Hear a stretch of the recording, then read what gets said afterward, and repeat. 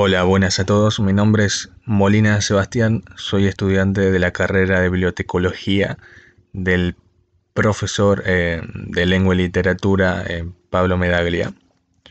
En el día de hoy hablaremos de Ferdinand de Saussure, nacido el 26 de noviembre de 1857 en Ginebra, Suiza, y fallecido en 1913 también en Suiza. Es conocido fundamentalmente por ser el padre de la lingüística, puesto que hay que aclarar que anteriormente la lingüística era entendida desde un sentido diacrónico, es decir, focalizado en el proceso evolutivo que era captado a través del estudio metódico de la historia. Por lo cual, aquí vemos ya un concepto muy importante dentro de la dicotomía de la teoría de Saussure entre la diacronía y la sincronía. La diacronía se entiende como un proceso evolutivo, un estudio a través del tiempo, y la sincronía es centrarse en un momento, cortar los espacios y estudiar con un enfoque estático cierto momento histórico puede ser, o en este caso, como él era lingüista, centrarse desde la sincronía en el estudio de la lengua. Y es que él justamente establecía esta diferencia dentro del lenguaje. Para Saussure, el lenguaje ya antecedía al hombre en el nacimiento, es decir, no era elegido por una persona y tampoco eh, tenía decisión de poder optar en qué lugar quería elegir el lenguaje con el que iban a nacer. Es decir, que el lenguaje al fin y al cabo era universal, completamente arbitrario y determinaba su existencia a través de los distintos lugares geográficos. Esto era muy importante para Saussure, puesto que él empezó a dejar no de lado en un estudio completo, pero en un estudio específico sí se puede entender que dejó de lado la diacronía para poder centrarse eh, en la sincronía y así establecer un sistema metodológico en la lingüística, cuyo fin era el poder aclarar un problema que los lingüistas historiadores no habían podido establecer, que no es ni más ni menos que la lengua. El lingüista tiene como objeto el estudio de la lengua.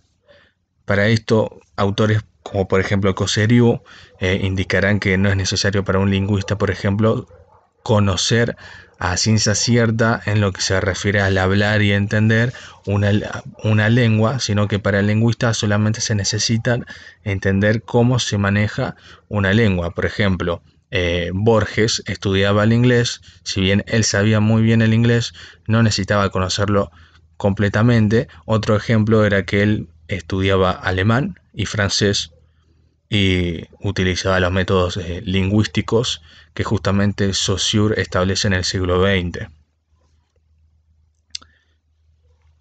Con un objeto llave predeterminado por Saussure dentro de su sistema sincrónico, eh, que todo lingüista deberá de utilizar, partió de un binomio que para él fue muy importante y que no había que confundir: la lengua del habla, lo que él le llamaba el parlale. Justamente el habla era una función completamente individual que tenía que ver con cómo una persona, y esto se suele dar en la realidad, se escucha el léxico que tiene un individuo, un sujeto en una sociedad, que puede llegar a ser por un determinado acontecimiento social, por ejemplo, una persona en un nivel académico o demás, o simplemente estás en una charla con una persona y te vas dando cuenta que su léxico, el dialecto que tiene, es muy propio, es decir, lo ha construido a través de distintos acervos teóricos, tanto sea de la literatura, como puede ser académico, como puede ser en rubros científicos, etc. El habla tiene que ver justamente con esto, en cómo la persona utiliza los conceptos y los signos lingüísticos, concepto que vamos a explayar en un rato, para poder crear su propia identificación a la hora de expresar un enunciado para poder comunicarse con otras personas. Esto para Saussure era muy importante diferenciar de la lengua, porque la lengua conllevaba elementos psíquicos y físicos. Justamente él hablaba de el significado y el significante. Esta idea de que por un lado la lengua tiene que ver con la fisonomía, la habilidad fisiológica, mejor dicho, del humano, de la persona, para poder expresar una idea, una acción neurológica que no tiene solamente una función química dentro de su cerebro, sino que está arraigada a conceptos que la persona está pensando o que, por ejemplo, en una charla ha escuchado y que está analizando para así poder responder. Es decir, por ejemplo, en el curso general de la lingüística, que es el libro de Ferdinand de Saussure, él pone un ejemplo muy claro. Tenemos al sujeto A y al sujeto B. El sujeto A emite un mensaje. A la hora de emitir el mensaje, la lengua, ese aparato psíquico y físico, empieza un proceso. Primero pasa de las neuronas hasta a través de las distintas acciones corporales, físicas, y que el aparato lingüístico pueda reproducirlo. Por un lado tenemos ese apartado. La lengua entonces es la función que tiene toda persona, al menos que tenga, como dice Saussure, algún tipo de problemática con la cual no pueda utilizar la lengua, pero es la función al fin y al cabo que tiene toda persona para poder comunicarse y para poder procesar ese enunciado. Eso es muy importante. No solamente se trata de lo que se está expresando, porque si no uno caería en la función más vital del habla, sino que se trata de una función convencional, una característica convencional. ¿Y por qué convencional? Porque están todas las personas. Porque no se da en un grupo sí y en otro no. No es como, por ejemplo, el habla, que el habla, un tipo de dialecto construido por una persona, a lo mejor se puede identificar con otro tipo de dialecto construido por otra persona, por distintos pares. Pero la lengua la vas a identificar en absolutamente cualquier sujeto en la sociedad. No solamente termina aquí esto, sino que al ser convencional, tiene que estar arraigado a un concepto que se debe de transmitir de forma arbitraria, es decir, completamente imperativa y que no puede faltar. Aquí es donde vamos a volver a hablar del signo lingüístico. El signo lingüístico es aquel que puede llegar a ser un símbolo, es decir, una letra, puede ser hablada o escrita. En este caso Saussure se centra mucho en lo hablado, eh,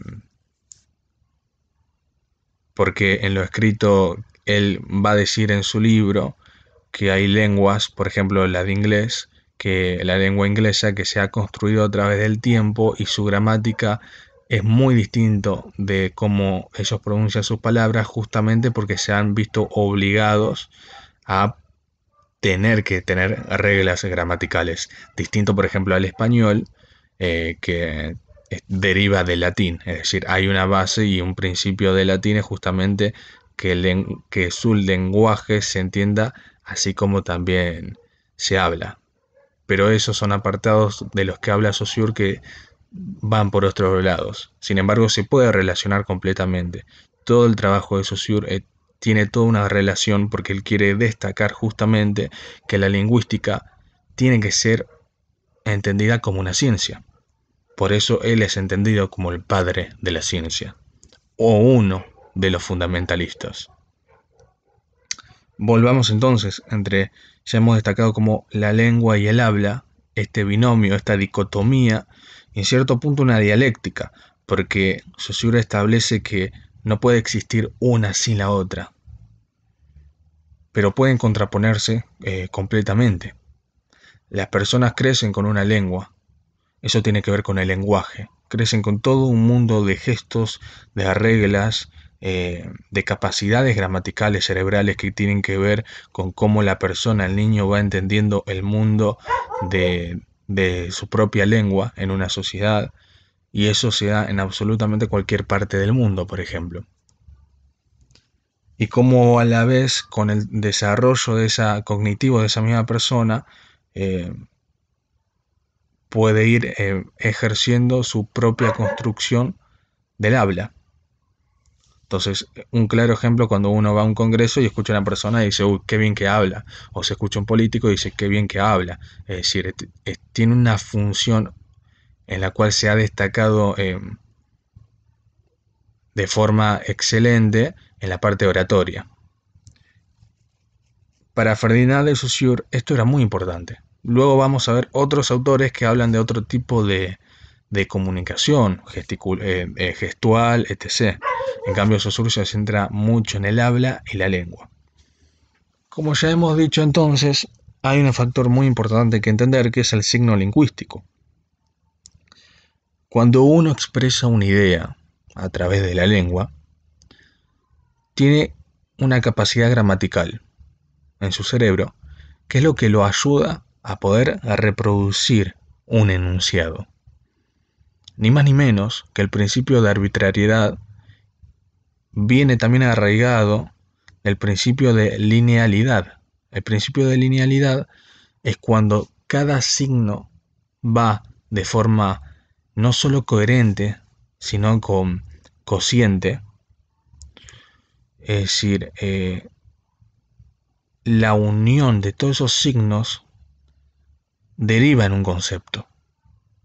Que la otra persona que está recibiendo es la receptora de ese mensaje emitido, procesará de la misma manera, pero de forma invertida. Es decir, cuando la persona enuncia un mensaje, primero es neuronalmente y luego fisiológicamente, como se reproduce el sistema del aparato de la lengua. Sin embargo, cuando esto está en el mismo libro de él, en el mismo ejemplo, cuando la persona recibe el mensaje, ese conjunto de signos lingüísticos, que no son simplemente nomenclaturas, porque tienen una linealidad, es decir, las palabras no están encima de otras, las letras, perdón, sino que todas esas letras forman una palabra, forman un concepto, tienen un significado. El receptor procesa eso. Primero entra de una forma fisiológica, porque lo procesa a través de la recepción, primero a través de la recepción del oído, desde el oído hasta el cerebro, y luego resuelve en el mismo proceso neurológico y luego fisiológico, en el cual emite una respuesta.